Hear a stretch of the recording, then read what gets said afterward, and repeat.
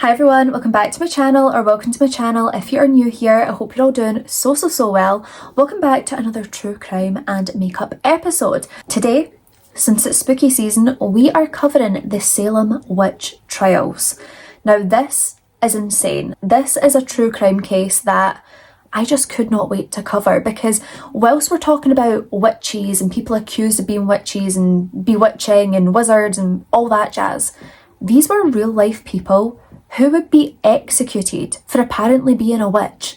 But if you're new here, just a quick introduction. Hi, my name is Anna. I'm a certified yapper, and one day decided to hop on the internet and yap away about all things that I find interesting, which is true crime. If you enjoy true crime, I would highly suggest that you subscribe and put the notification bell on, because I am here for you every single week, twice a week. Every Wednesday and Sunday, there is a new interesting true crime case from myself. For the month of October, I am toying with the idea of doing a true crime case and then a paranormal case instead of the usual 2 true crime videos, but it will go back to normal in November, or maybe even sooner if you tell me that you don't enjoy it, because I'm going to do whatever you want to see. And because we are going back to the 16th century today, that classifies as a homicidal history, which I know you all love as much as I do, so it's true crime and history today. Make sure you subscribe, put the notification bell on, and leave a comment down below. But without any further rambling and any further ado, let's get into the case of the Salem Witch Trials. When I tell you, I almost came on camera with this wig on, because makeup wise I really wanted to channel Sarah Sanderson, because witches. But yeah, this is a very yellow wig, and honestly blonde, not my friend, especially this blonde. I just thought, give you a wee laugh. Screenshot if you want. Come little children. So let me tell you, before we get into this case, right, what I realised is during the Salem Witch Trials, I would not have lasted a hot second as a teenager. I was absolutely feral. My mood swings, off the charts. I had no idea what was wrong with me back then. So like, they would definitely think I was a witch. Also, because it is like a witch case, I want to channel witchy vibes. So I'm thinking like purple, black. I'm wanting to channel a bit of like Sarah Sanderson from Hocus Pocus. But no, really, I'm going to do like my own spin in it. But I do have a wig, right, that we might put on at the end of the video. I think in this case, let's start off with the fundamentals. Let's work our way from the ground up.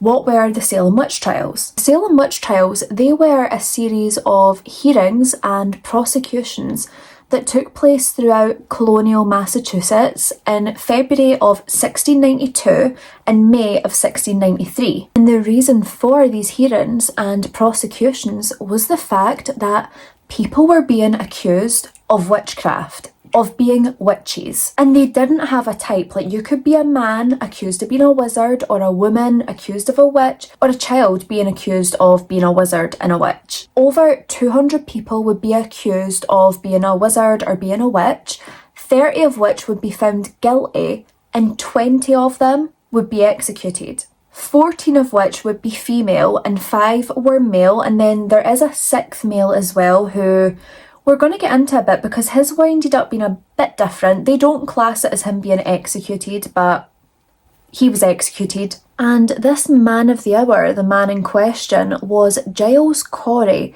Now, he was actually an 80-year-old farmer, right? An 80-year-old farmer. And he was accused of being a wizard, but ultimately he was like, I'm not standing trial for wizardry, like, get a grip, I'm not going. Now, because he refused to go to court and enter a plea, they were like, well, you know what, if you're not going to come to the execution, we'll bring the execution to you. They would execute him using a very old torture method from like medieval times, and this method was pressing. So to be pressed was when they would lie like really heavy stones and rocks on you. They would add these rocks or stones one by one. They are incredibly heavy, and they would just keep piling them up until they ultimately crushed you and you were unable to breathe, resulting in your death. Which honestly just sounds so horrific, because there is no way that you would die right away from that. Like, that's going to take a while.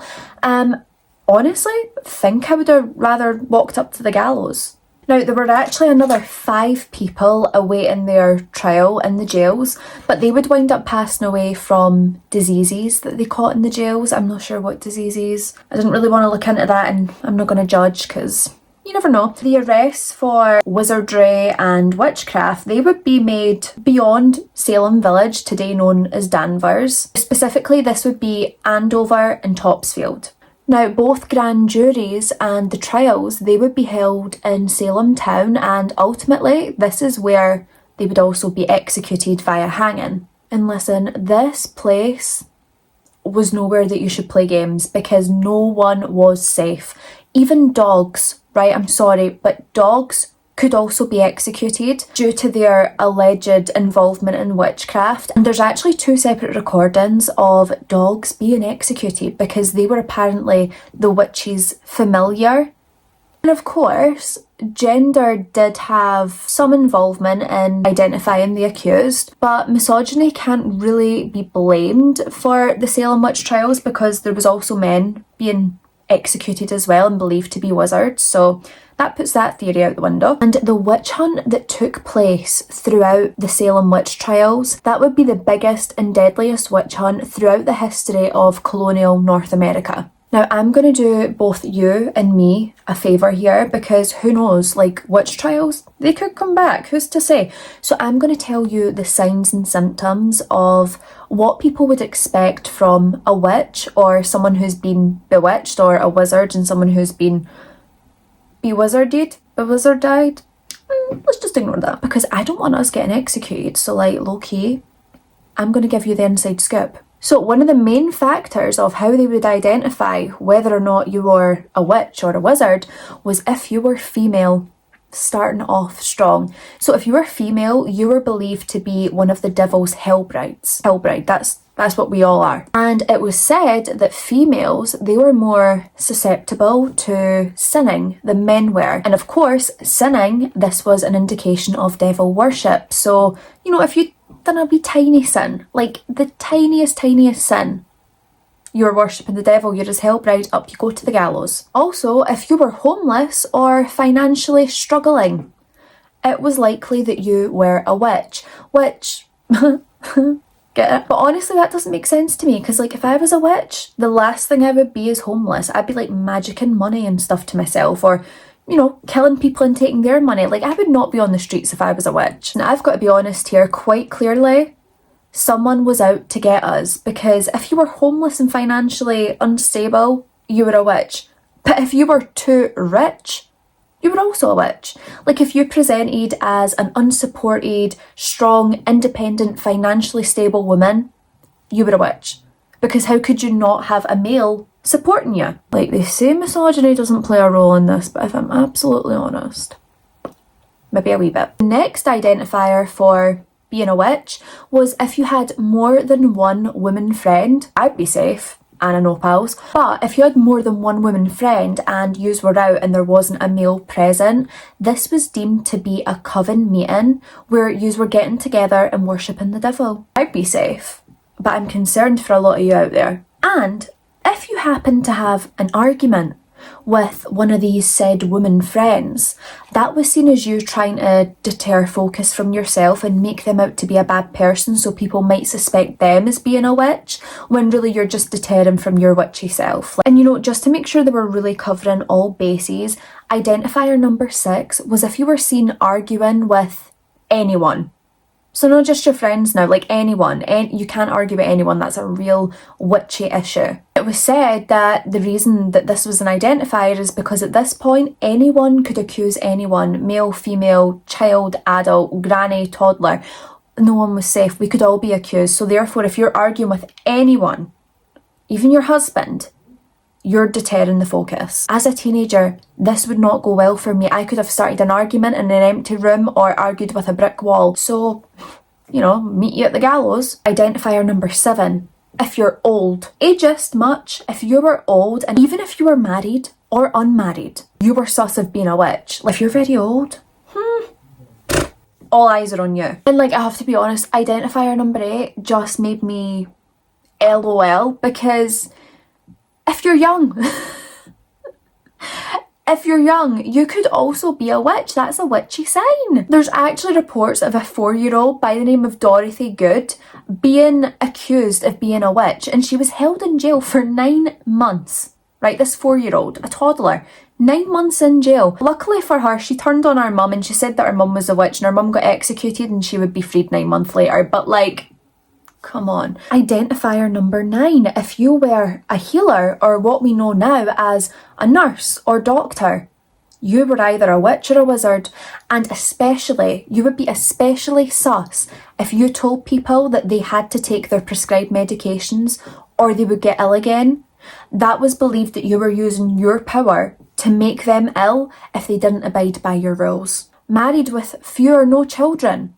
Hashtag witch. So it was believed that if you didn't have any children, or if you only had like 1 or 2, it was said that your womb had been cursed by the devil himself. And if neighbours around you, if they had many children who, would randomly like get a cold or a flu, it was thought that you, the childless, jealous, bitter woman, would put a hex on their house. Identifier number 11.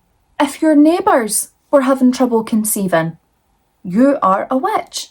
How does this work? Like, it all kind of ties into each other, because what if I was the one with few or no children and I was having trouble conceiving?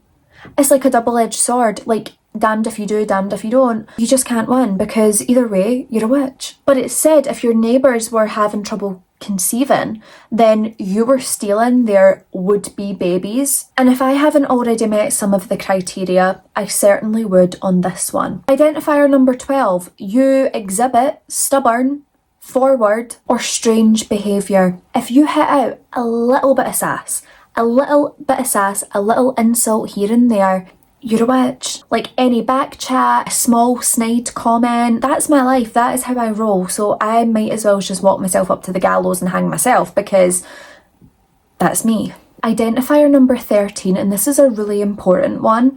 If you had any birthmarks, moles, third nipples, those were seen as devil marks, and that indicated to people that your pets, like your witchy pets, either a dog, cat or snake, they were latching to that area and drinking your blood. Like, I've got a wee funny birthmark here. Is that where my snake would drink from? Weird. Number 14, have you ever had butter or milk go bad in your fridge? Because if you've let dairy go bad, that's another sign that you're a witch. Oh, and also, if there's any cows nearby your home and they're not producing milk or producing very little milk, that's also on you. Number 15, sex out of wedlock. You guessed it, burn the witch. Number 16, did you daydream about a future husband, imagining what he might be like? You're trying to create him and therefore you're a witch. Number 17, did you break any rule in the Bible? If you did, then you and Satan had a pact. Bearing in mind at this point, Puritans, they observed Sabbath, which meant they couldn't kindle fire, no trading, no travelling, no adultery, they couldn't lead other people to God, they couldn't lie, be gluttonous, be idle, miss church, or even have long hair. Witch. I'm not being funny, but this video would be a really good drinking game for anyone who likes to play them. Just take a drink every time I say witch. You'll be absolutely steaming before we're even halfway through. Now, for over 300 years, the cause of the Salem Witch Trials has been a hot topic, a hot debate. Everyone wants to know what caused it. Some believe it was hallucinogenic fungus. Others believe it was teenage angst. Some people even believe it was just straight up boredom. So what really caused this paranoia and persecution throughout Salem? Well, we are going to discuss some of the most popular tales and theories of why the Salem Witch Trials might have happened. And we will, of course, be discussing those innocent people who lost their lives because they were accused of being a witch, because they opened their mouth and said something snarky. So it's 1692 and 12-year-old Abigail Williams. She is living with her uncle, Samuel Parris. Now, in the household is Samuel Parris's children, and this includes his daughter, Betty, also known as Elizabeth, and they all lived in Salem Village of Massachusetts. It was January time when Abigail and Betty, they start having these really bizarre fits, and these fits had concerned Samuel Parris so much that he even requested a visit from Reverend Deodat Lawson. So Deodat, he had previously been the minister of Salem village, and he would record what he observed when he entered the Paris home. And he said upon his arrival, Abigail, she started having what he referred to as a grievous fit. Sounds serious, right? I got scared. What's wrong with Abigail? Now, this really concerning grievous fit that Abigail was having, I'm not sure was even classified as a fit at all, never mind a grievous one. Because Abigail, she was running round the room, right? Rushing around really quick. She was in a rushed manner, which concerned him. And believe it or not, when she was running around, she had her hands up like this, stretched as far as they would go, as if she was about to fly. Witch. She's a witch. Now he's sitting there like, oh my God, this little girl thinks that she's going to be able to fly away. And not only that, when she was putting her arms up, she was going whoosh, whoosh, whoosh. Now she's really trying to fly away. Deodat at this point, he's like, it's giving witchcraft. Now listen, admittedly, there was a wee bit of like strange behaviour when it came to Abigail. She was saying that she could see spirits and, you know, she would cry out in pain when she wasn't even in pain, and occasionally she would bark like a dog. But how do we know that she's not just playing animals? Can we really judge her that much? Honestly, let's really think about it. She's a 12-year-old girl who, when she's acting up, she's getting all of this attention from like people outside, people in the home. She could just be continuing to attention seek because she's getting a lot of attention, or she could have some sort of mental disorder or illness that's causing her to act in this way, or just general behavioural issues. Doesn't always have to be that deep. Now, it gets very concerning when close friends of Abigail and Betty, Ann Putnam and Elizabeth Hubbard, they start to display the same symptoms. And it's like the witchcraft is spreading.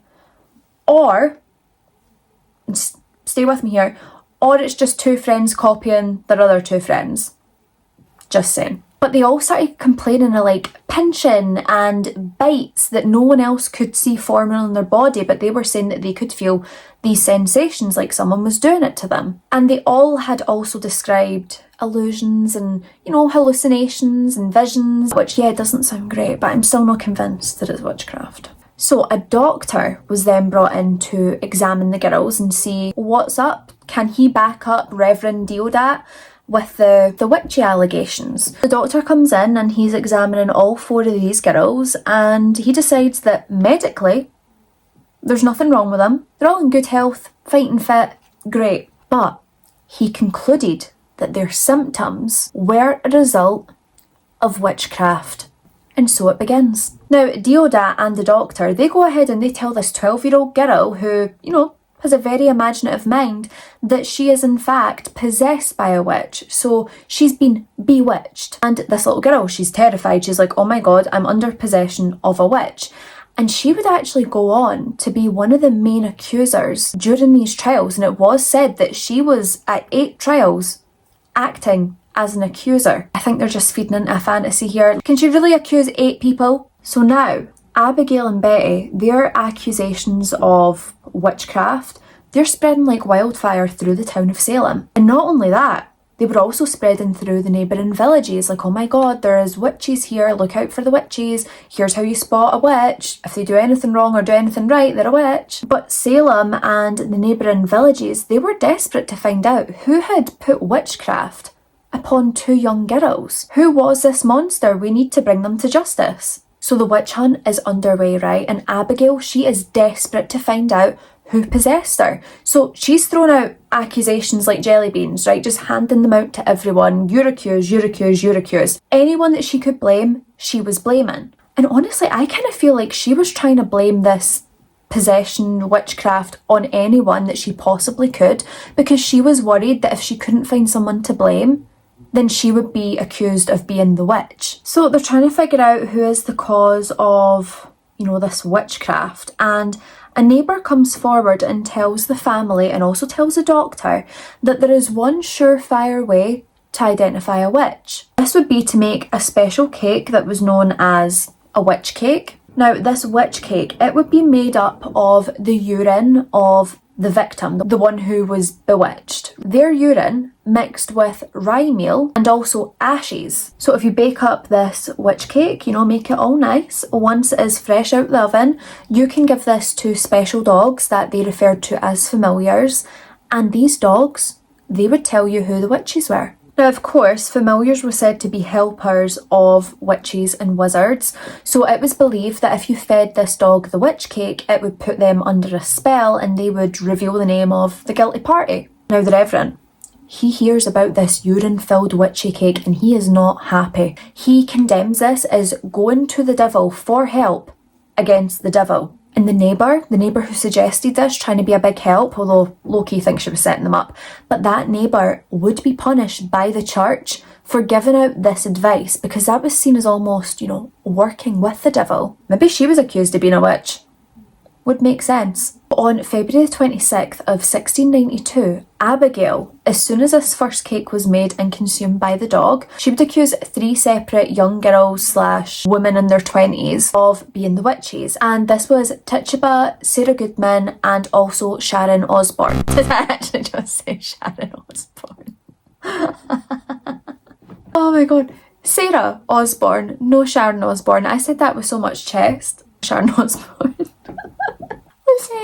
So all 3 of these girls, no Sharon Osbourne, they would be arrested just a couple of days later on February the 29th of 1692. So Tituba, she was actually a slave of the Paris family. She came into the country, it said that she came in from Venezuela and then she was sold into slavery and then bought by the Paris family. And it is stated that she was said to be either in her late teens or early 20s at the time of her being accused of being a witch. Now, Tituba, she had been accused of voodoo, and apparently she had baked a cake, and with this cake that she was baking, it showed the fatal future of the Paris girls in the egg yolks. Now, the other girl who was accused, or should I say woman, Sarah Good, she was mentally ill, she really struggled, she lived in poverty, she didn't really have much to offer. And to be honest, she was a very easy target for the people of Salem to deem her a witch because sometimes she would act a bit strangely due to her mental illness. And now Sarah Osbourne, she was elderly and she was a widow. I believe she was like really quite elderly actually, like, you know, nearing the 100. And she would often argue with the Paris family. Funny that, but you know what they say, if you're arguing with people, you're trying to deter because you're the witch. To me, it just kind of seems like the Paris family are setting people up that they don't particularly like. That's just my opinion. So, March the 1st of 1692, Tituba and the other women, they appear in court to, you know, answer for their charges of witchcraft. Now, both of the Sarahs, they just outright denied any involvement in witchcraft. They said they had no idea about witchcraft, they've never dabbled in it, they have no idea why they're being accused, they don't understand. Whereas Tituba came into the court with a different plan of action, and weirdly enough, a plan that would work in her favour. So in court, Tituba says, "The devil came to me and bid me serve him." So she's admitting, like, that, you know, the devil did come to her and asked her to act on his behalf. Tituba, she even goes as far to give this really detailed and kind of horrifying account of her brush with the devil. She said that he was a tall man with white hair in a big coat. This tall man in a dark coat with a white hair that was tall, he was ordering her to harm children. And if she wouldn't harm the children, then he would kill her. And Tituba, she said that this man that came to her had a ton of different familiars. So he had a big dog, he also had a hog, a black cat, a red cat, a yellow bird, and an unknown hairy creature that walked on 2 legs. And like, great that she can, you know, give that account, but low-key it's giving someone who went to the pet shop for the first time and just memorised the pets around her.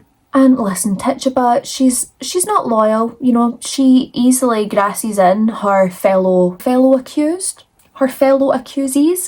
I don't know, but she grasses them in, and she would tell even more horror stories about this brush with the devil and how she communicates with them, how he appears to her and stuff like that. And her descriptions and stories are so detailed and so horrifying to the people of Salem. They start to believe her, and they actually want to work with her to get the names of more witches. So Tituba, she tells the judge that she's not yet seen the Devil's Book of Names of the people he chose to do his bidding, but he did tell her, you can't see it this time, Tituba, but next time I'll show you the book. So she claimed that she didn't have names of anyone else, but she knew that there was witches in Boston and also in the nearby towns. So it's like she's given a lot of detail about the man that she's seen and her dealings with the man, but she's not very forthcoming with other names, which is good because, you know, the witches weren't real. And like, I mean, that's nice of her not to grass anyone else in, but she also just grassed in the two Sarahs quite easily, without hesitation. Now, Tituba, she was a smart lady, let me tell you, because after her retelling of her experience with the devil, she was deemed to be too valuable to kill, because like, what if the devil did come to her and give her more names of the witches? They need her. So because she was so valuable, she was just sentenced to prison, but she would eventually get out, and when she did, she would leave Salem for good with her husband, never to return. She still had to do time in prison, but at the end of the day, she was still alive. Whilst Tituba gets to, you know, sail off into the sunset with her husband, she has just grassed in Sarah and Sarah, so what's going to happen to them? She gets away with her life, but these two women are left behind to face consequences of actions they did not commit. So Sarah Good, she was known to be a social nuisance. As I've said, she was homeless and her family were also homeless as well. And they would do a lot of begging in the streets. You know, they're appealing to charity. They're appealing to people to help them.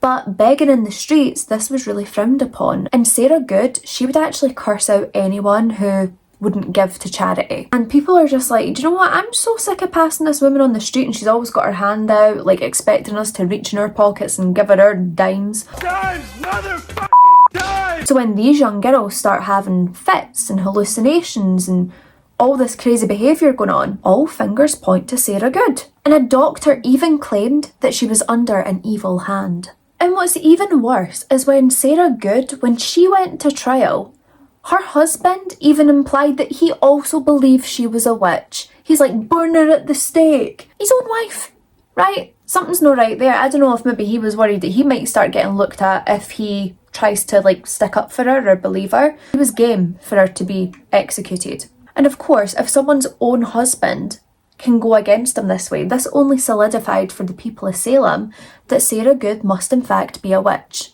Otherwise, why would her husband accuse her? Now, another reason that she was deemed to be a witch was because she was a social outcast. Bearing in mind the people of Salem are the ones who are outcasting her.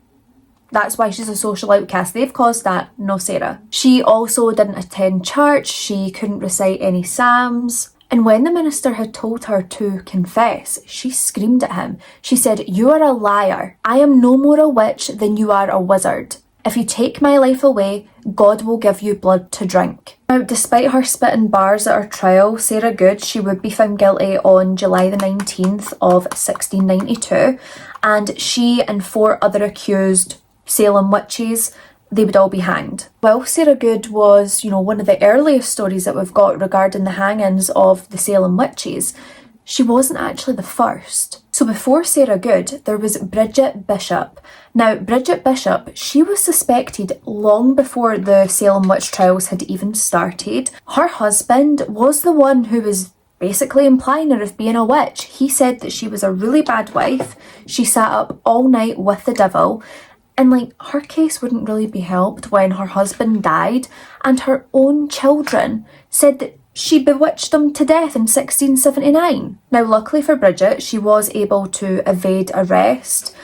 But in 1692, that would all change, because the afflicted girls, they had known about Bridget Bishop, and who easier to blame than a woman who was already thought of as being a witch, and of course, she would be arrested. So when Bridget Bishop goes to the court to defend herself, the afflicted girls, right, she walks in, they all start kicking off. They start having these wild fits that everyone's like, oh my god, look, she must be the witch, because they're all having fits in the court. They were honestly just doing the most, right? But as well as that, Her neighbours testified against her, saying that she had set her spectre, like a ghostly apparition, on them to torment them. She sent the ghost to their house to torment them. And apparently she would use voodoo dolls to try and hurt them, and she was also making their household items disappear. How do you know it's Bridget though? Like, if she's sending a wee ghostly apparition to you, it's not going to be Bridget. Now, I have to say, I think the nail in Bridget Bishop's coffin was when they did a physical examination of her and they found a birthmark, which they didn't even call a birthmark. They were like, there's her devil mark. There it is, right there. That was her. Her fate was sealed at that point, and she would swiftly be found guilty, and then of course she would be executed. So on June the 10th, 1692, Bridget Bishop, she would be executed via hanging. And at this point, even reverends, they weren't safe. So on August the 19th of 1692, Reverend George Burrough, he would be brought to his execution. Now, the reason that he was brought to execution was he had made a lot of enemies in Salem. Apparently, he had ran up quite a lot of debt when he was trying to pay for his wife's funeral, and then he just took off. So he wasn't really a well-liked character. And when he did eventually return to Salem, the afflicted girls, they started accusing him of bewitchment. Apparently, they had done this to him. But like, how many bewitchers can you have? Like, can it be multiple? Now, unfortunately for George, when he got to court, he did himself no favours. Like, no favours at all. He was telling the court that his house isn't haunted, but his house has toads.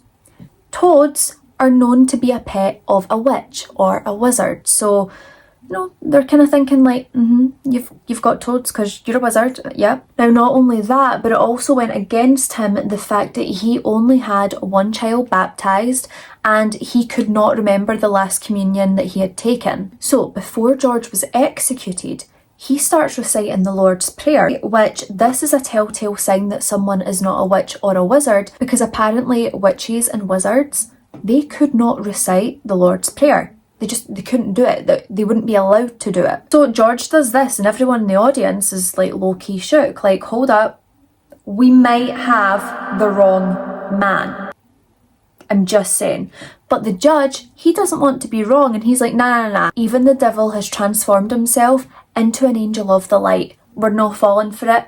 Hang him. But then it's like, you're totally going against the rules then. Like, what are people meant to expect? His Lord's Prayer should have saved him, and it never. And then a woman by the name of Martha Carrier, she would be executed on the same day as George. Now, the reason that she would be executed was because she brought smallpox into the town, and they believe that this is an act of complete wickedness and that she did it deliberately. They believe that Martha Carrier was at home like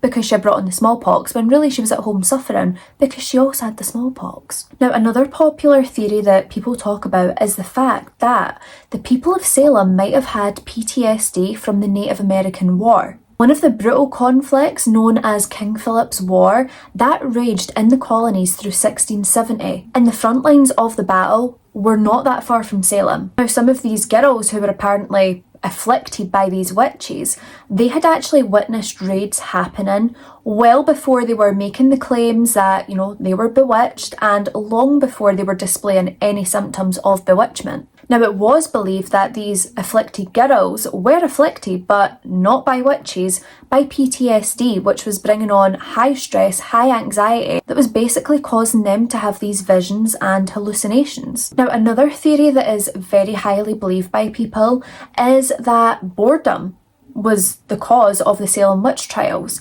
Apparently, these children during the Puritan times, they had nothing to do. Like, they were only allowed to study the Bible and do their chores. Like, they had no time to have fun. So some of them would dabble in fortune-telling games, which ultimately terrified them. Now, because these fortune-telling games were the only thing they really had to do outside of studying the Bible and doing their chores, they became so invested in it, and they were really drawn to these superstitions, and it got to a point where that was all they were thinking about. Could this have caused them to have the hallucinations and visions that they were having? Because it was really the only thing they were giving all of their attention to. And so some people believe that their involvement in these forbidden games, and also the combination of guilt and fear that they felt because they had participated in them, this might have been the real cause of their strange behaviour.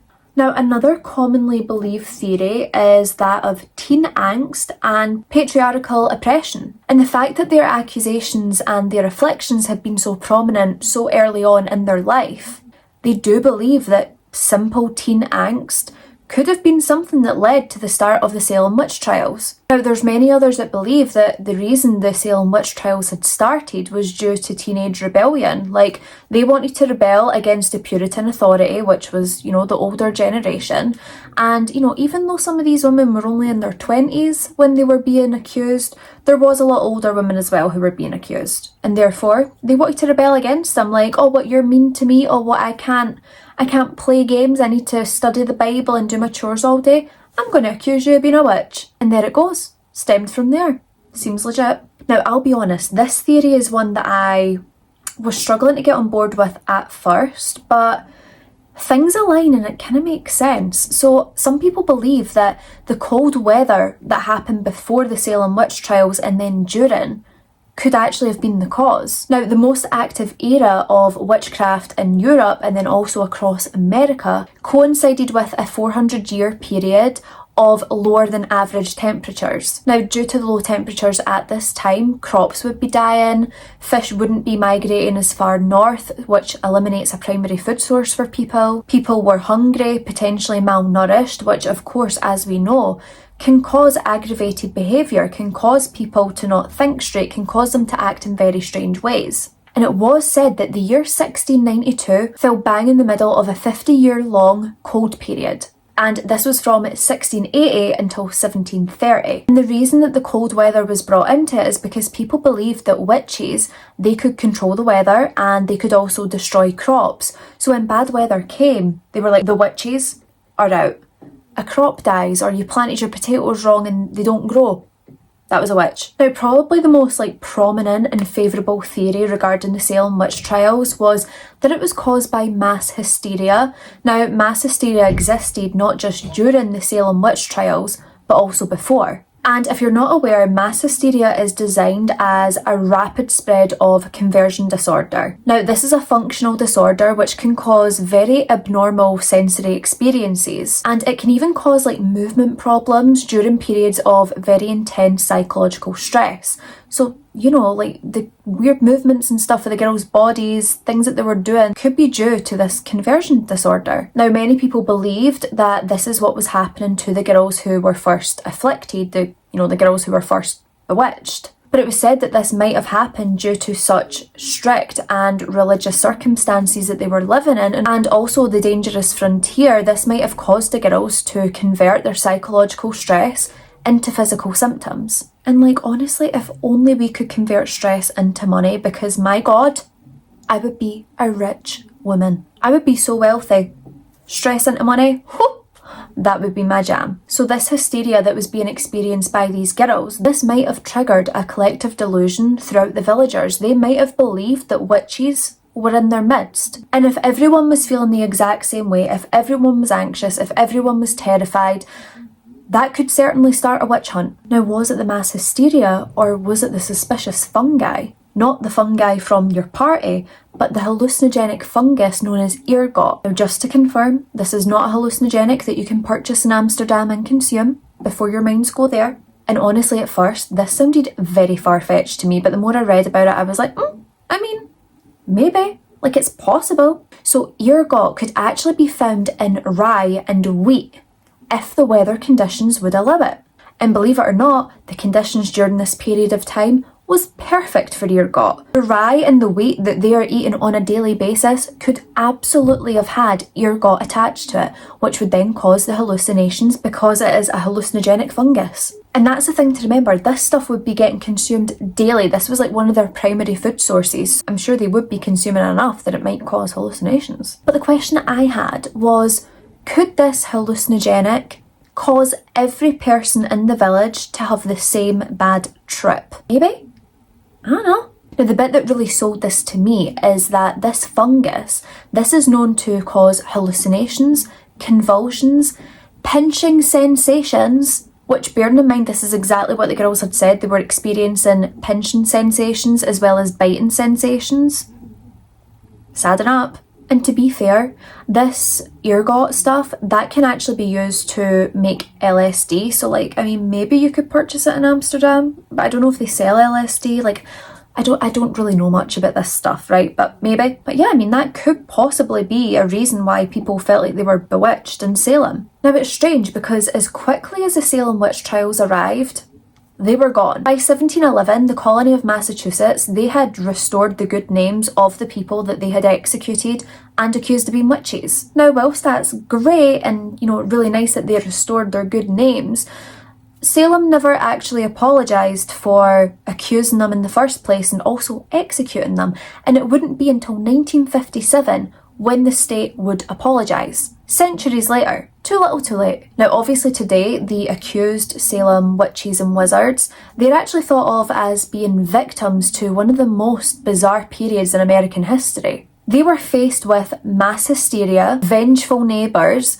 court accepting evidence like spectres, ghostly apparitions. They did not stand a chance. If you were accused, most likely you were going to be found guilty, and even more likely, you were going to be executed. And what a lot of people find particularly unsettling about the Salem Witch Trials is if it happened so quickly back then, what's to say that it couldn't happen now? Let's just think about that. But that is it for another true crime and makeup episode, more specifically a homicidal history episode. I really hope you enjoyed this one. I was so excited to do it. I am obsessed with anything Salem, the witch trials. There was also witch trials in Scotland that I could cover as well if you would like me to. But I was like, do you know what? This is true crime. I can get away with doing this as a true crime episode. And I felt like for my first video in October, it was only right that I did something Halloween themed. And I will be adding the names of all of the executed victims on screen. Obviously I won't have their photo. I just thought having their names there and paying that bit of respect to them, because whilst this is such a bizarre case, this did happen to real people and you almost forget that because it is so bloody crazy. But truly, this happened to real people. Real people were accused and executed. If you did enjoy this one though, let me know what you would like to see next from me. It can be something Halloween themed if you would like. I am going to be doing some spooky content throughout October, which I really hope you enjoy because this is my favourite time of the year, and to talk about anything paranormal and true crime, it's pretty amazing. Before you go though, please don't forget to subscribe, put the notification bell on so you don't miss when I upload. Make sure you leave a comment down below so YouTube knows that you're enjoying my videos, engaging with them, and that'll help boost the algorithm. If you're interested in anything that I've used on my face today, all the product details will be linked down below for you. In the description you will also find my social media handles, so my Instagram and my TikTok. Give me a follow there because I will be posting on there more moving forward. There is also a link for my Google Doc down below where you can send in your case suggestions. My email will still be there, but people are having trouble reaching me via email, so if that's you, please submit it on the Google Doc so I can make sure I get back to you. But that's it for today. Please remember, be a good person, don't be a bad person, stay safe, look after each other, and I will see you in the next one. Bye!